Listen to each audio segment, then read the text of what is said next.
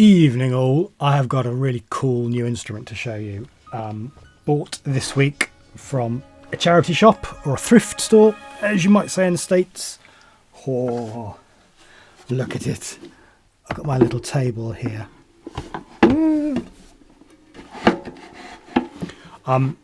This is a wooden toy piano.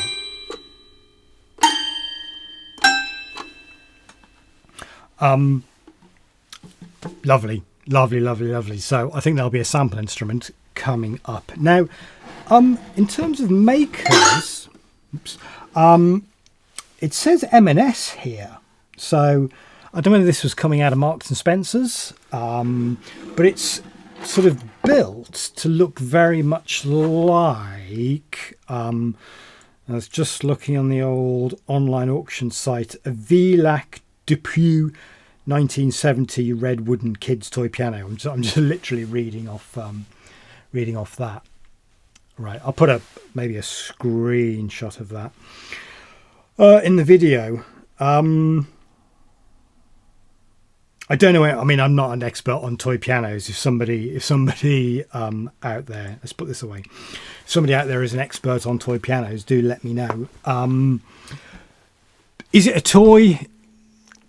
Yes and no. I mean, I know you're not gonna do a piano concerto on one of these, are you? But they do have a beautiful sort of shonky sound to them. Now this is in really good nick. I don't know whether you can just see though. Some of the paint here is just sort of fading a bit. I don't know whether you can see that. So I'm just going to touch that up with a bit of acrylic paint to bring it back to its former glory. This afternoon I wired up a 3.5mm adapter to a piezo mic. So I'm thinking somewhere, maybe in the bottom here, add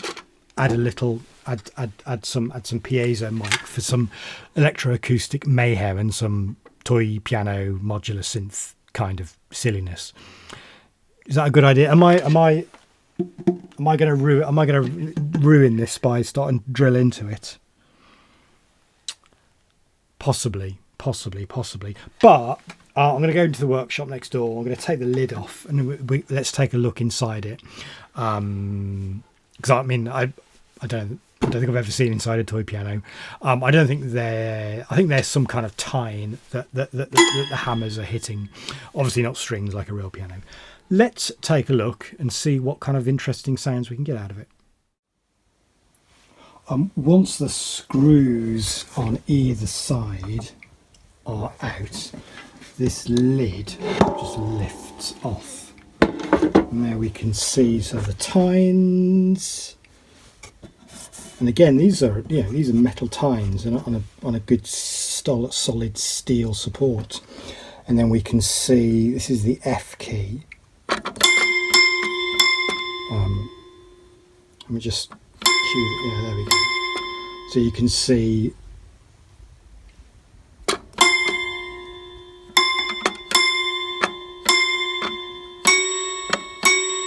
mean, it's a full chromatic instrument. Every note has its own tine. And every key has its own hammer. This hammer is could do with a bit of an adjustment. C sharp.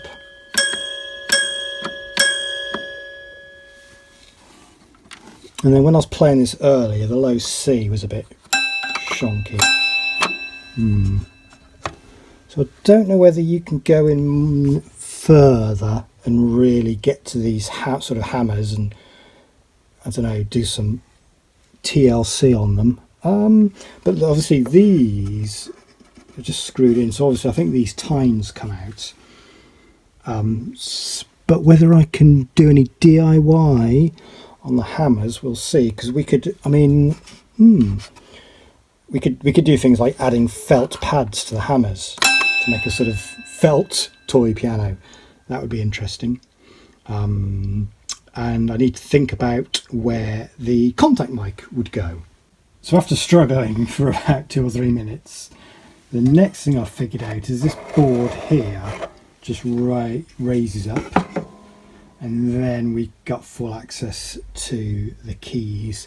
So any kind of, well, we can do some cleaning of the keys, that's for sure. I mean, they're generally in good shape, but yeah, to take them off, maybe give them a sort of a wash in soapy water, which then, there we go, that's the key, should give me, oh hello, there's all kinds of stuff going on here. Ooh. There looks like there's a lot of fluff in here, so whether there are some sort of felt pads that have sort of subsequently died over the years, so maybe it'll need a big hoover out as well. Okay, so hiding inside the piano, once I've removed the keys, we've got whatever that is. Is that like a clay sculpting tool? Okay. We've got a kind of, don't know, blue token thing and a load of fluff and dirt. Now there is some felt here, but that's in pretty good shape. This, which holds the keys, looks like it comes off. But then I guess just all of that down there is just sort of just a resonant chamber. So I'm thinking, if I just convert one of these holes into my into the input for the piezo mic, I don't really need to do any more drilling. However, I'm not sure how I can get to the other side of this for making these sort of one of these holes bigger. I missed the most interesting thing: a 2-penny coin, which might help us date it, because this is a super old one. I'm going to look at the date on this. Okay, the date on this 2p coin is 1971. So I don't know if that dates the piano. That would make the piano about 50 years old.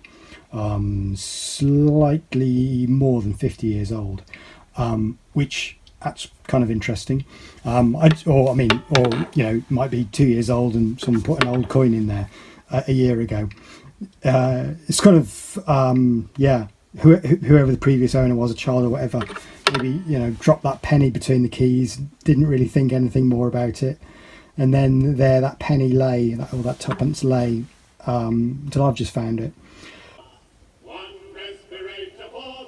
So we have a load of nicely cleaned keys. So this is a key, so you can see this is the head, and then pressing the key obviously causes the hammer to strike the tine there. So very simple, very elegant. So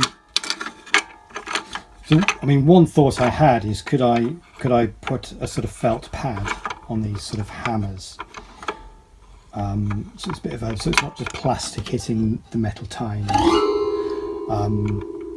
But I think what we'll do is we'll put the instrument back together in its cleaned up state, create a sample instrument, and then think about sort of interesting refinements.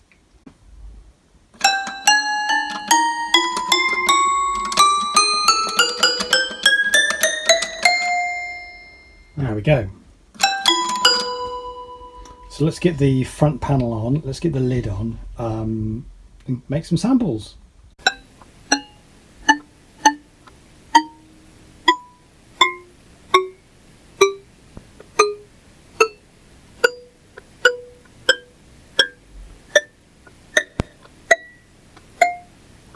Alrighty, we've got Reaper open, we've got the decent sampler version open.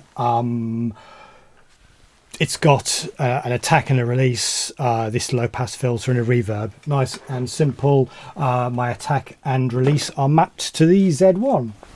So, well, I think we've got, let's do 50% release, 50% attack.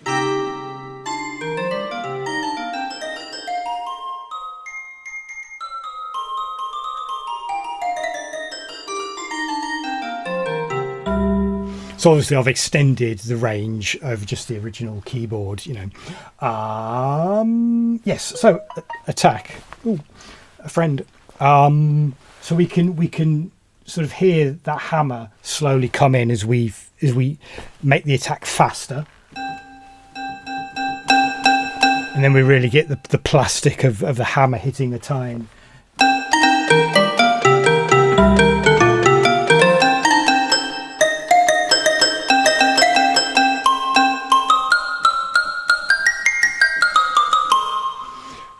For me, what I like is just dial that sort of to about 9 o'clock.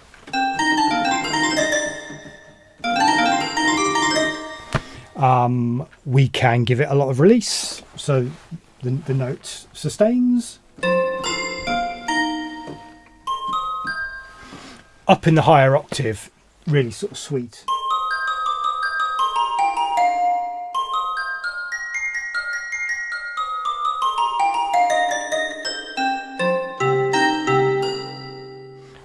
Obviously we've got the reverb.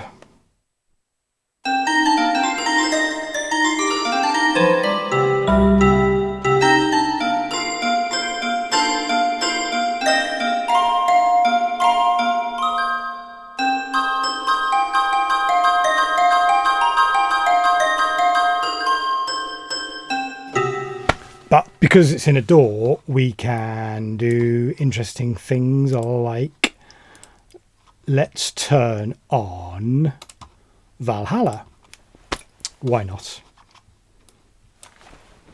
Let's take the attack up a little bit again.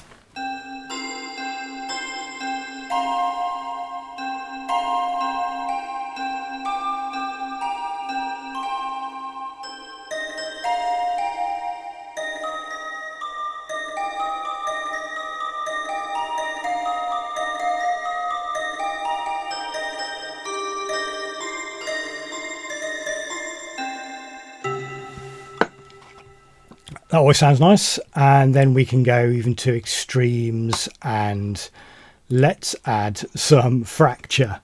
Glitch system almost entirely wet.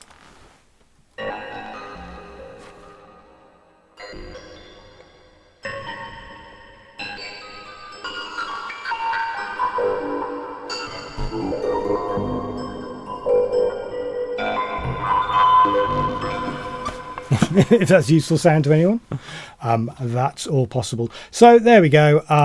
That is toy piano, and so that was just obviously recorded without me making any changes to the instrument. I have got plans to put a contact mic in, still working with that, but I think that's going to involve which camera? That's going to involve a new front panel that I am in the middle of making. But you know, I'll put this on the coffee shop and GitHub. So yeah, enjoy. All right, let's call it a day. Thanks for watching. Really enjoyed working on this. It's partly a sort of restoration video, partly, you know, a sample demonstration. But you know, I'd love to use this live for one song. I mean, it'd be a bit of a gimmick maybe, but let's see how we do installing some kind of contact mic, see if that's going to work or not. So there might be a follow-up video. There's a few little bits as well that I just need to hit with the acrylic paint at the back here that I missed initially. But yeah, all good. All right, cheers folks, ta-ra, bye bye bye bye bye. Really enjoyed sort of working on this. It's, you know, fucking hell. Okay, that's the end of the video. Thanks for watching until the